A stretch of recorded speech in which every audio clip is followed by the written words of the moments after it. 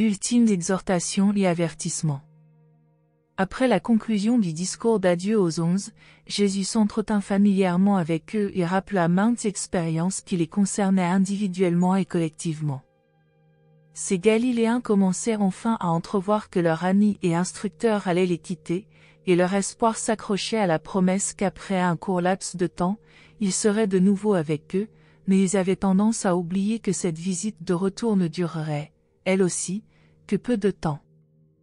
La plupart des apôtres et les principaux disciples croyaient réellement que cette promesse de revenir pour peu de temps, le bref intervalle entre la résurrection et l'ascension, indiquait que Jésus s'en allait simplement pour un bref entretien avec son Père, après quoi, il reviendrait pour établir le royaume.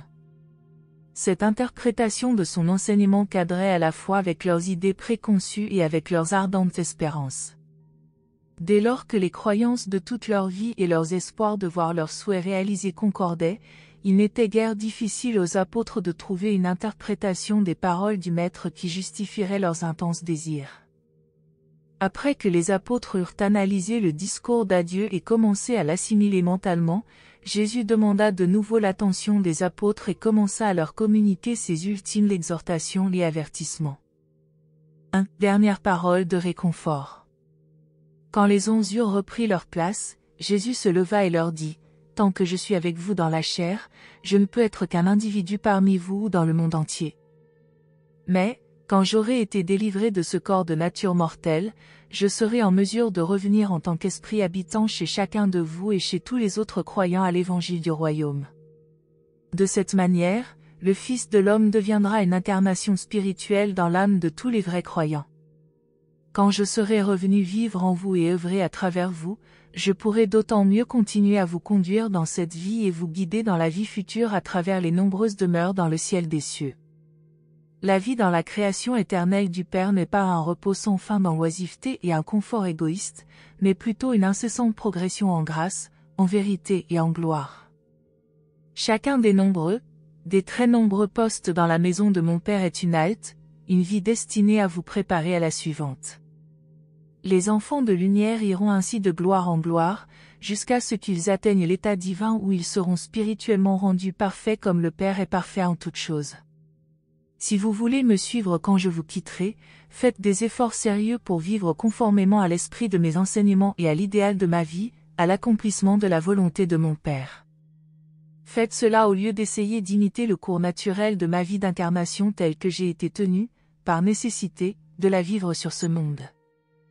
Le Père m'a envoyé dans ce monde, mais seul un petit nombre d'entre vous a choisi de me recevoir pleinement. Je répandrai mon esprit sur toute chair, mais les hommes ne choisiront pas tous de recevoir ce nouvel instructeur comme guide et conseiller de leur âme. Mais tous ceux qui le recevront seront illuminés, purifiés et réconfortés. Et cet esprit de vérité deviendra en eux une source d'eau vive qui jaillira jusque dans la vie éternelle. Et, maintenant, au moment de vous quitter, je voudrais prononcer des paroles de réconfort. Je vous laisse ma paix, je vous donne ma paix.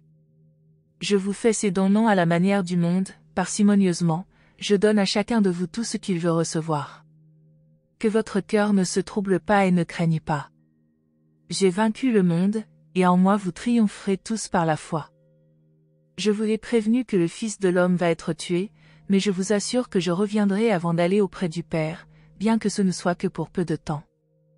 Et, après mon ascension auprès du Père, je vous enverrai certainement le nouvel instructeur, afin qu'il vous accompagne et habite dans votre cœur. Quand vous verrez ces événements se produire, n'ayez pas de crainte, mais croyez plutôt, d'autant plus que vous les aurez connus d'avance. Je vous ai aimé d'une grande affection, et je ne voudrais pas vous quitter, mais telle est la volonté de mon Père. Mon heure est venue. Ne doutez d'aucune de ces vérités, même quand vous serez dispersés par les persécutions et abattus par de nombreux chagrins. Quand vous vous sentirez seul dans le monde, je connaîtrai votre isolement, de même que vous connaîtrez le mien quand vous serez dispersés chacun de votre côté, en laissant le Fils de l'homme aux mains de ses ennemis. Mais je ne suis jamais seul, le Père est toujours avec moi. Même à ce moment-là, je prierai pour vous. Je vous ai dit tout cela pour que vous puissiez avoir la paix et l'avoir plus abondamment. Vous aurez des tribulations ici-bas, mais ayez bon courage, j'ai triomphé dans le monde et je vous ai montré le chemin de la joie éternelle et du service perpétuel. Jésus donne la paix à ceux qui accomplissent avec lui la volonté de Dieu, mais celle-ci n'est pas semblable aux joies et satisfactions matérielles. Les matérialistes et les fatalistes incroyants ne peuvent espérer que deux sortes de paix et de consolation de l'âme, ou bien ils doivent être stoïques, déterminés à faire face, avec une résolution inébranlable, à l'inévitable et à endurer le pire, ou bien ils doivent être optimistes et s'abandonner indéfiniment à l'espoir qui jaillit éternellement dans le sein des hommes aspirant en vain à une paix qui ne vient jamais réellement. Une certaine somme de stoïcisme et d'optimisme sont utiles pour vivre une vie sur terre, mais aucun des deux ne peut se comparer à cette paix magnifique que le Fils de Dieu effuse sur ses frères dans la chair. La paix que Michael donne à ses enfants terrestres est celle-là même qui a rempli sa propre âme quand il a vécu lui-même la vie mortelle dans la chair précisément sur ce monde. La paix de Jésus est la joie et la satisfaction d'une personne connaissant Dieu, et qui est parvenue au triomphe d'apprendre pleinement à faire la volonté de Dieu tout en vivant la vie d'un mortel incarné. La paix mentale de Jésus était fondée sur une foi humaine absolue en l'actualité de la diligence, pleine de sagesse et de compassion, du Père divin. Jésus rencontra des difficultés sur terre, et fut même appelé à tort, l'homme de douleur, mais, dans toutes ses expériences et à travers elles, il bénéficia du réconfort de cette confiance qui lui permit toujours de poursuivre le but de sa vie avec la pleine assurance qu'il accomplissait la volonté du Père. Jésus était résolu, persévérant et entièrement dévoué à l'exécution de sa mission, mais il n'était pas un stoïque insensible et endurci. Il recherchait toujours les aspects encourageants de ses expériences de vie, mais n'était pas un optimiste aveugle se leurrant lui-même. Le Maître savait tout ce qu'il attendait et ne le redoutait pas. Après avoir effusé sa paix sur chacun de ses disciples, il pouvait à juste titre leur dire « Que votre cœur ne se trouble pas et ne craigne pas ». La paix de Jésus est donc la paix et l'assurance d'un fils qui croit fermement que sa carrière dans le temps et l'éternité est entièrement en sécurité sous la garde et la surveillance d'un Père Esprit infiniment sage, aimant et tout-puissant. C'est en vérité une paix qui transcende toute compréhension d'un mental humain, mais qu'un cœur humain croyant peut savourer pleinement. 2. Exhortation individuelle d'adieu. Le Maître avait fini de donner ses instructions d'adieu et de communiquer ses ultimes exhortations à ses apôtres en tant que groupe. Il leur dit alors au revoir individuellement, donnant à chacun quelques conseils personnels en même temps que sa bénédiction de départ. Les apôtres étaient encore assis autour de la table dans l'ordre où ils s'étaient installés au début pour partager le dernier souper. Le Maître tourna autour de la table pour leur parler successivement, et chacun d'eux se leva quand Jésus s'adressa à lui. À Jean, Jésus dit, « Toi, Jean, tu es le plus jeune de mes frères. Tu as été très proche de moi. Je vous aime tous de l'amour qu'un père effuse sur ses fils, mais tu as été désigné par André comme l'un des trois qui devait constamment rester auprès de moi. En outre, tu as agi en mon nom en beaucoup d'affaires concernant ma famille terrestre, et il faut que tu continues à le faire. Jean, je vais auprès du Père en ayant pleine confiance que tu continueras à protéger ceux qui sont miens par les liens de la chair. Veille à ce que leur présent désarroi au sujet de ma mission ne t'empêche en rien de leur accorder toute la sympathie, les conseils et l'aide nécessaires, comme tu sais que je le ferais si je restais incarné. Et, quand ils parviendront tous à voir la lumière et à entrer pleinement dans le royaume, et que vous les recevrez tous joyeusement, je compte sur toi, Jean, pour leur souhaiter la bienvenue de ma part. Maintenant que j'en arrive aux heures finales de ma carrière terrestre, reste toujours à proximité de moi pour que je puisse te laisser quelques messages concernant ma famille. Quant à l'œuvre que le Père m'a confiée, elle est maintenant achevée, sauf en ce qui concerne ma mort charnelle, et je suis prêt à boire cette dernière coupe.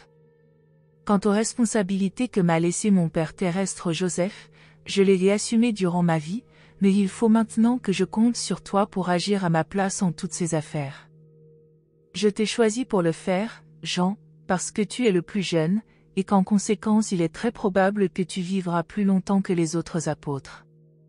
Jadis, nous t'avons donné, à toi et à ton frère, le surnom de fils du tonnerre. En débutant avec nous, tu étais autoritaire et intolérant, mais tu as beaucoup changé depuis le jour où tu voulais que je fasse descendre le feu du ciel sur la tête d'incroyants écervelés et ignorants. Il faut que tu changes encore davantage. Tu devrais devenir l'apôtre du nouveau commandement que je vous ai donné ce soir. Consacre ta vie à apprendre à tes frères à s'aimer les uns les autres comme je vous ai aimé. Tandis que Jean Zébédée se tenait là, debout dans la salle du haut, avec des larmes coulant le long de ses joues, il regarda le maître en face et dit, « Je vais le faire, mon maître, mais comment puis-je apprendre à aimer davantage mes frères ?»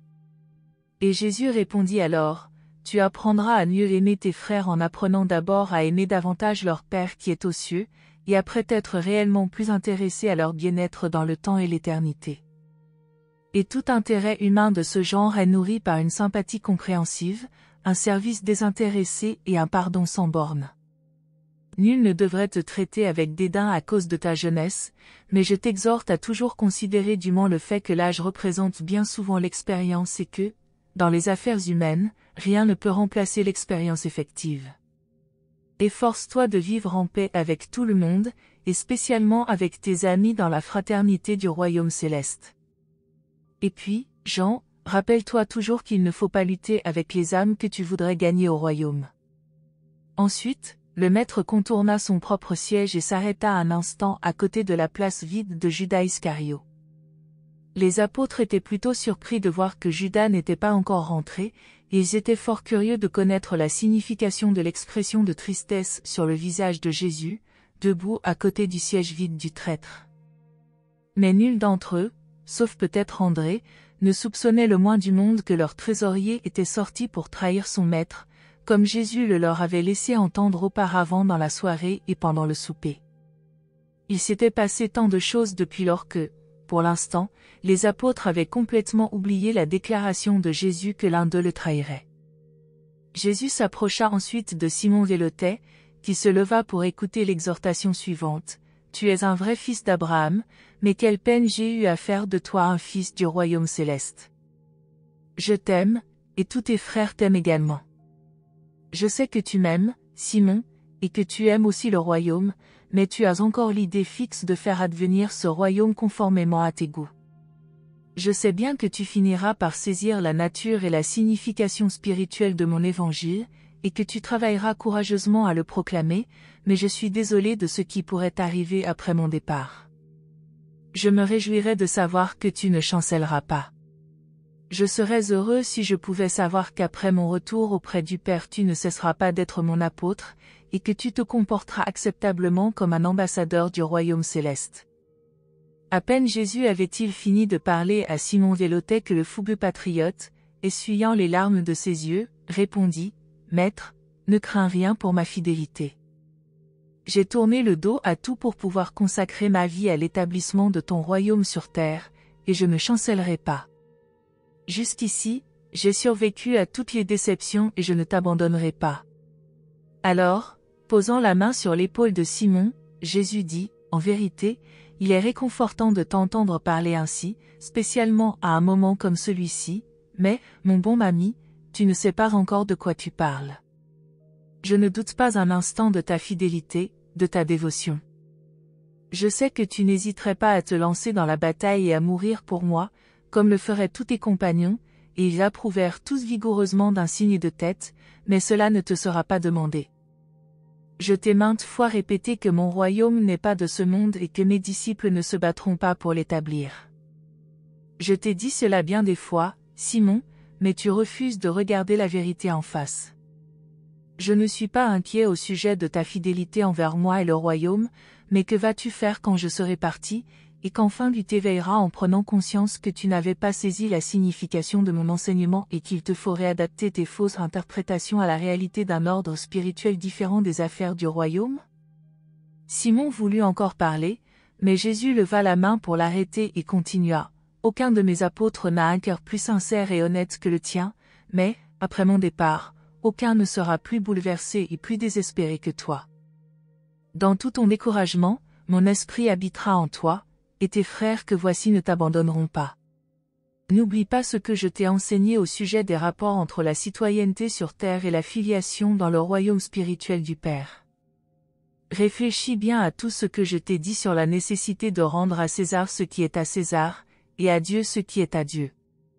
Consacre ta vie, Simon, a montré qu'un mortel peut convenablement accomplir mon injonction de reconnaître simultanément le devoir temporel envers le pouvoir civil et le service spirituel dans la fraternité du royaume. Si tu acceptes d'être enseigné par l'esprit de vérité, il n'y aura jamais de conflit entre les exigences de la citoyenneté terrestre et celles de la filiation céleste, à moins que les chefs temporels ne prétendent exiger de toi l'hommage et l'adoration qui n'appartiennent qu'à Dieu. Et, maintenant, Simon, quand tu finiras par voir tout cela, que tu auras secoué ta dépression et que tu seras parti proclamer l'Évangile avec grande autorité, n'oublie jamais que je t'aurai accompagné pendant toute ta période de découragement, et que je t'accompagnerai jusqu'au bout. Tu seras toujours mon apôtre. Après que tu auras accepté de voir par l'œil de l'Esprit et d'abandonner plus complètement ta volonté à la volonté du Père qui est aux cieux, tu retourneras alors travailler en tant que mon ambassadeur, et nul ne prendra prétexte de ta lenteur à comprendre les vérités que je t'ai enseignées pour t'enlever l'autorité que je t'ai conférée. Donc, Simon, je t'avertis une fois de plus que ceux qui combattent par l'épée périssent par l'épée, tandis que ceux qui œuvrent dans l'esprit obtiennent la vie éternelle dans le royaume à venir, ainsi que la joie et la paix dans le royaume présent. Quand la mission qui t'est confiée sera achevée sur terre, toi, Simon, tu siégeras avec moi dans mon royaume de l'au-delà. Tu verras réellement le royaume que tu as ardemment désiré, mais pas au cours de cette vie. Continue à croire en moi et en ce que je t'ai révélé, et tu recevras le don de la vie éternelle. Quand Jésus eut fini de parler à Simon Zélotais, il alla vers Matthieu Lévi et dit, « Il ne t'incombera plus d'assurer la trésorerie du groupe apostolique. Bientôt, très bientôt, vous serez tous dispersés. Il ne vous sera même plus permis de jouir de l'association consolante et réconfortante d'un seul de vos frères apôtres. En poursuivant la prédication de l'évangile du royaume, il vous faudra trouver chacun de nouveaux associés. Je vous ai envoyé 2 par 2 pendant la durée de votre formation, mais, maintenant que je vous quitte, et après que vous serez remis du choc, vous irez seuls, jusqu'aux confins de la terre, proclamer cette bonne nouvelle que les mortels vivifiés par la foi sont les fils de Dieu. Alors, Matthieu dit, « Mais, Maître, qui va nous envoyer et comment saurons-nous où aller ? André nous indiquera-t-il le chemin ?» Et Jésus répondit, « Non, Lévi, André ne vous donnera plus de directives pour proclamer l'Évangile.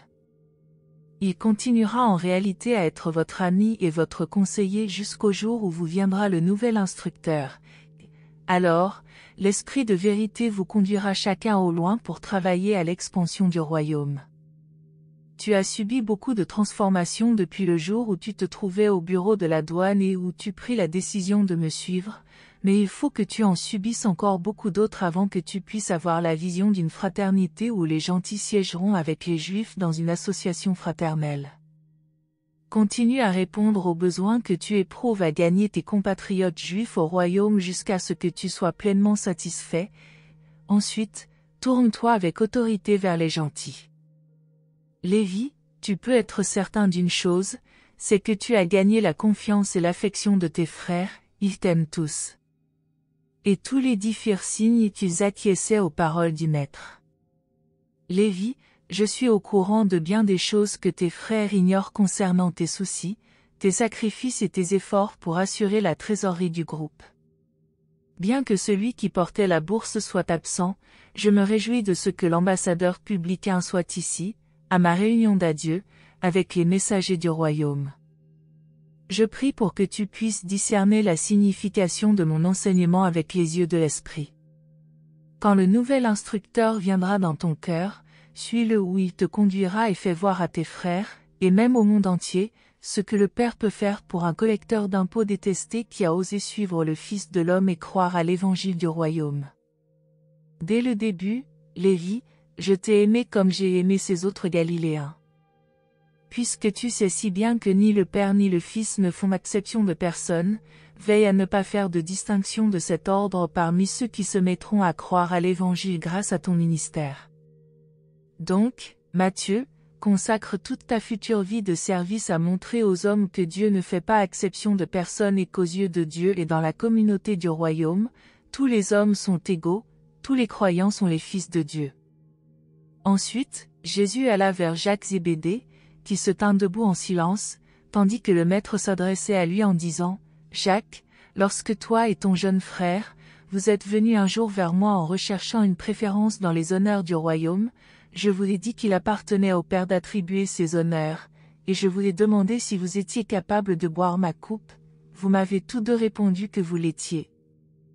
Même si vous ne l'étiez pas alors et si vous n'en êtes pas encore capable aujourd'hui, vous serez bientôt préparé à ce service grâce à l'expérience par laquelle vous allez prochainement passer. Tu as irrité tes frères, à l'époque, par une telle conduite. S'ils ne t'ont pas déjà entièrement pardonné, ils le feront quand ils te verront boire ma coupe. Que ton ministère soit long ou court, domine ton âme avec patience. Quand le nouvel instructeur viendra, laisse-le t'enseigner l'équilibre de la compassion et la tolérance sympathisante née d'une sublime confiance en moi et d'une parfaite soumission à la volonté du Père. Consacre ta vie à démontrer la conjugaison de l'affection humaine et de la dignité divine d'un disciple qui connaît Dieu et croit au Fils. Tous ceux qui vivent ainsi révéleront l'Évangile, même par leur manière de mourir. Toi et ton frère Jean, vous suivrez des chemins différents, et il se peut que l'un de vous siège avec moi bien avant l'autre dans le royaume éternel. Cela t'aiderait beaucoup si tu voulais apprendre que la vraie sagesse inclut le discernement aussi bien que le courage. Tu devrais apprendre la sagacité pour accompagner ton agressivité. Ils viendront ces moments suprêmes où mes disciples n'hésiteront pas à sacrifier leur vie pour l'Évangile, mais, dans toutes les circonstances ordinaires, il vaudrait beaucoup mieux apaiser le courroux des incroyants, afin de pouvoir vivre et continuer à prêcher la bonne nouvelle. Dans la mesure où tu le peux, vis longtemps sur terre, afin qu'au cours de tes longues années, tu puisses gagner de nombreuses âmes au royaume céleste. Quand le maître finit de parler à Jacques Zébédée, il contourna la table jusqu'à l'extrémité où se trouvait André, regarda son fidèle assistant bien dans les yeux et lui dit, « André, tu m'as fidèlement représenté en tant que chef en fonction des ambassadeurs du royaume céleste. Bien que tu aies parfois douté et parfois manifesté une timidité dangereuse, tu as néanmoins toujours été sincèrement juste et éminemment équitable dans tes rapports avec tes associés. Depuis ton ordination et celle de tes frères comme messagers du royaume, vous avez agi de manière autonome dans toutes les affaires administratives du groupe, sauf que je t'ai désigné comme chef en fonction de ces hommes choisis. Dans aucun autre domaine temporel je n'ai agi pour te commander ou influencer tes décisions. Je m'en suis abstenu en vue de préparer quelqu'un à diriger vos délibérations collectives ultérieures. Dans mon univers, comme dans l'univers des univers de mon Père, nos fils frères sont traités en tant qu'individus dans tous leurs rapports spirituels, mais, dans tous les rapports collectifs, nous établissons invariablement une fonction précise de commandement. Notre royaume est un domaine ordonné. Quand deux ou plusieurs créatures volitives agissent en coopération, l'autorité d'un chef est toujours prévue. Et, maintenant, André, puisque tu es le chef de tes frères, en vertu de l'autorité que je t'ai conférée, puisque tu m'as ainsi servi de représentant personnel et puisque je vais vous quitter pour aller auprès de mon Père, je te libère de toute responsabilité concernant ces affaires temporelles et administratives. Désormais, tu n'exerceras plus de juridiction sur tes frères en dehors de celle que tu as gagnée en tant que chef spirituel, et que tes frères reconnaissent donc librement. Dorénavant, tu n'as plus le droit d'exercer ton autorité sur tes frères, à moins qu'ils ne te la restituent par un acte législatif formel et précis après que je serai retourné auprès du Père. Toutefois, le fait d'être libéré de toute responsabilité, en tant que chef administratif de ce groupe, ne diminue en rien ta responsabilité morale de faire tout ce qui sera en ton pouvoir pour maintenir la cohésion de tes frères avec fermeté et amour durant les heures éprouvantes qui vont arriver incessamment. Il s'agit des journées qui doivent intervenir entre mon départ, en tant qu'être charnel, et l'envoi du nouvel instructeur qui vivra dans votre cœur et vous conduira finalement dans toute la vérité. Au moment où je me prépare à te quitter, je voudrais te libérer de toute responsabilité administrative tirant son origine et son autorité de ma présence parmi vous comme l'un de vous.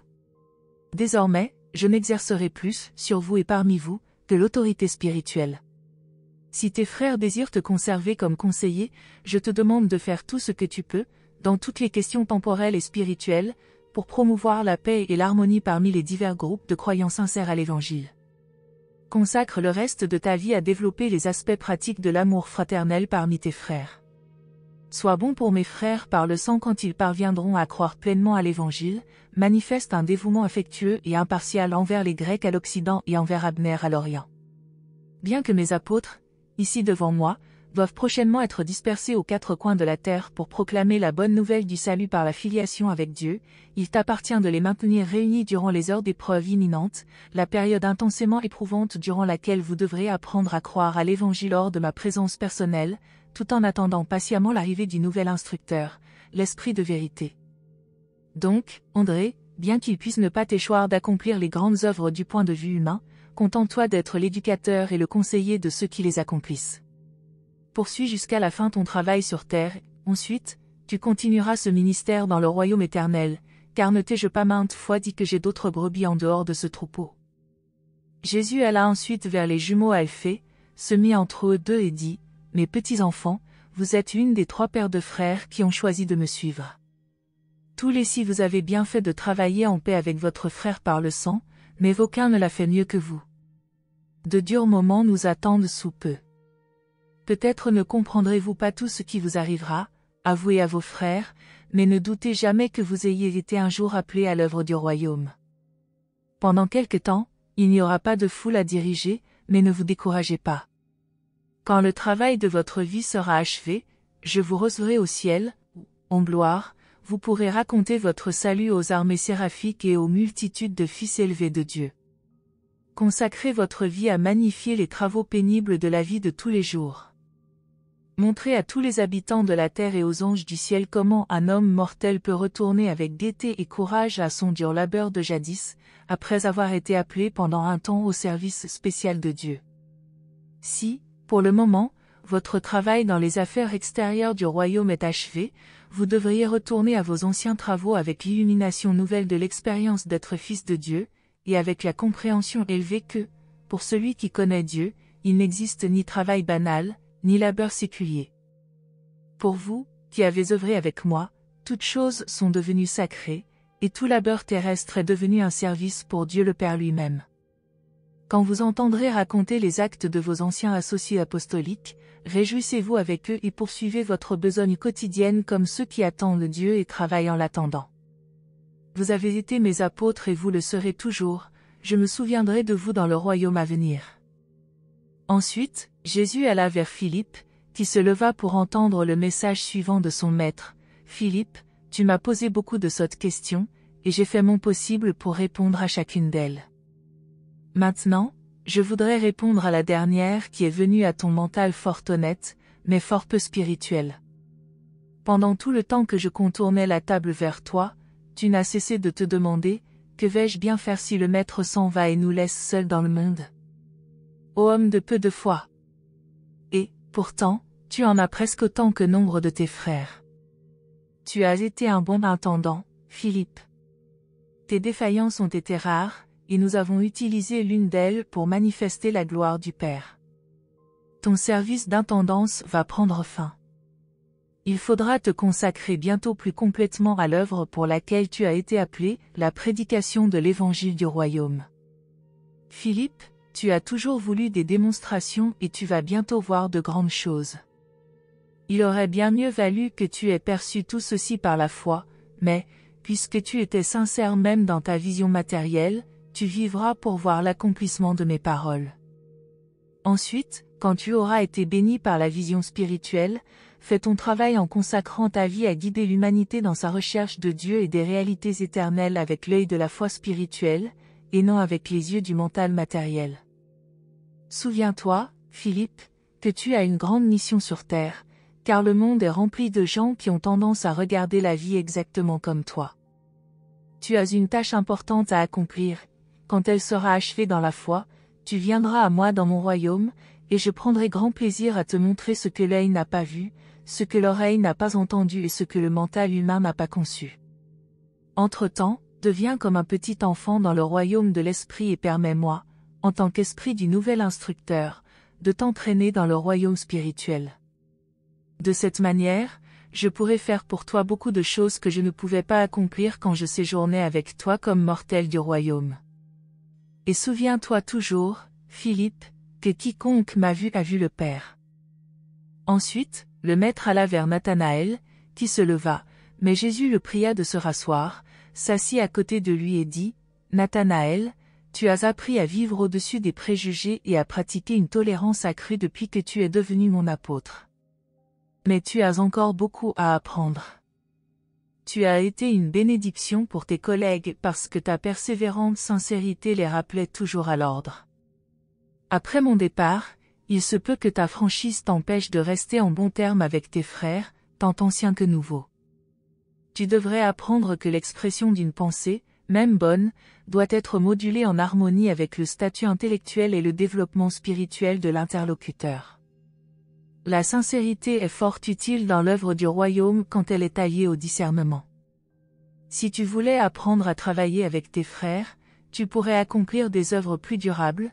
Par contre, si tu pars à la recherche de ceux qui pensent comme toi, consacre alors ta vie à prouver que le disciple connaissant Dieu peut devenir un bâtisseur du royaume, même s'il est seul dans le monde et complètement isolé de ses compagnons croyants.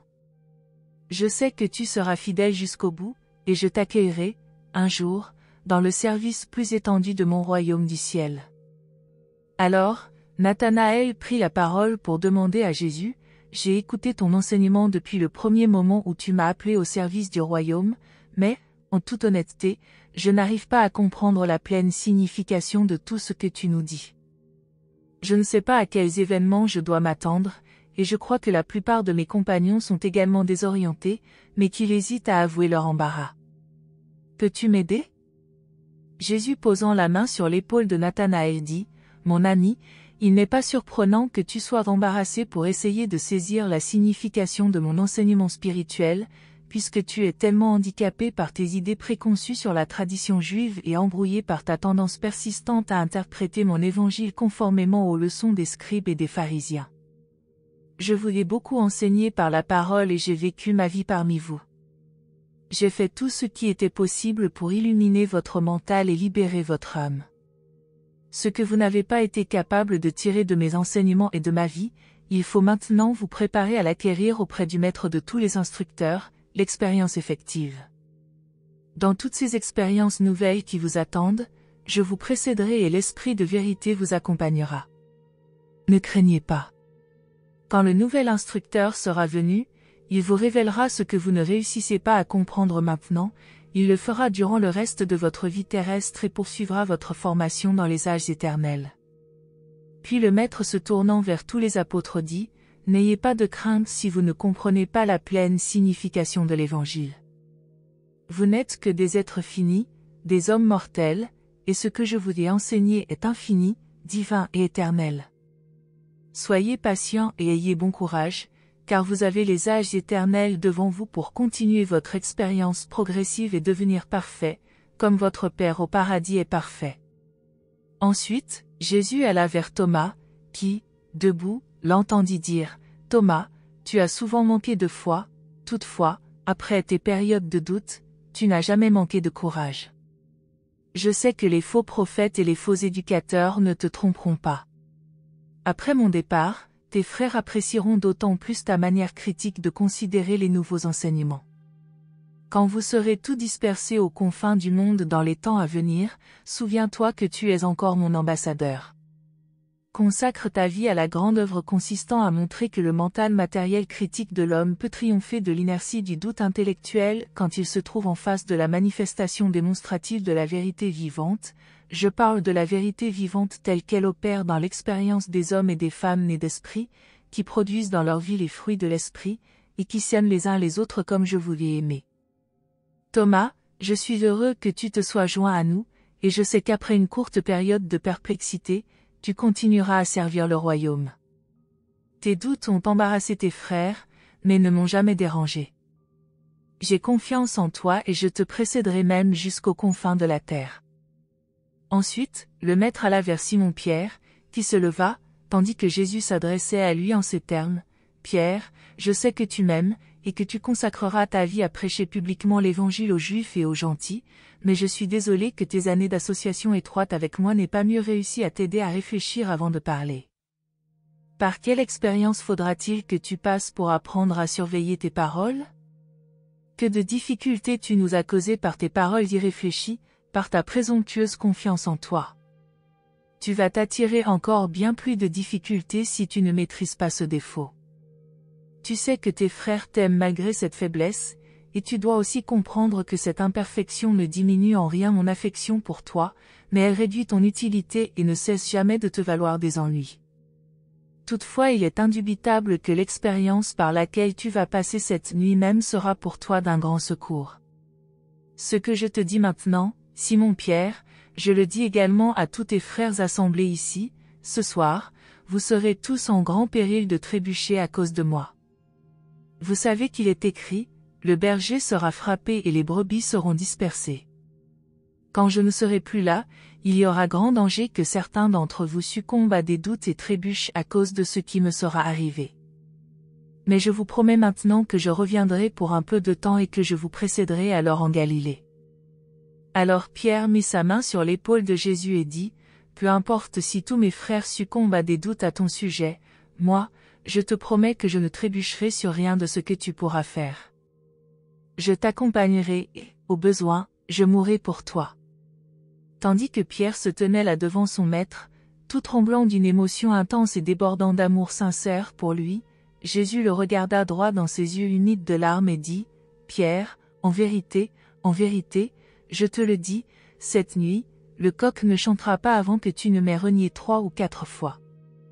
Et ainsi, ce que tu n'as pas appris par ton association paisible avec moi, tu vas l'apprendre par beaucoup d'ennuis et de grands chagrins. Après que tu auras réellement appris cette indispensable leçon, tu devrais fortifier tes frères et poursuivre une vie consacrée à prêcher l'Évangile, bien que tu puisses être mis en prison, et peut-être me suivre en payant le prix suprême du service expression de l'amour pour édifier le royaume du Père. Mais souviens-toi de ma promesse, quand je serai ressuscité, je demeurerai quelque temps avec vous avant d'aller vers le Père. Ce soir même, je supplierai le Père de fortifier chacun de vous pour l'épreuve que vous allez si prochainement traverser. Je vous aime tous de l'amour dont le Père m'aime, et vous devriez donc vous aimer désormais les uns les autres comme je vous ai aimé. » Ensuite, après avoir chanté une hymne, ils partirent pour le camp du mont des Oliviers. Merci de nous avoir rejoints aujourd'hui, et je vous retrouve bientôt pour une nouvelle exploration passionnante.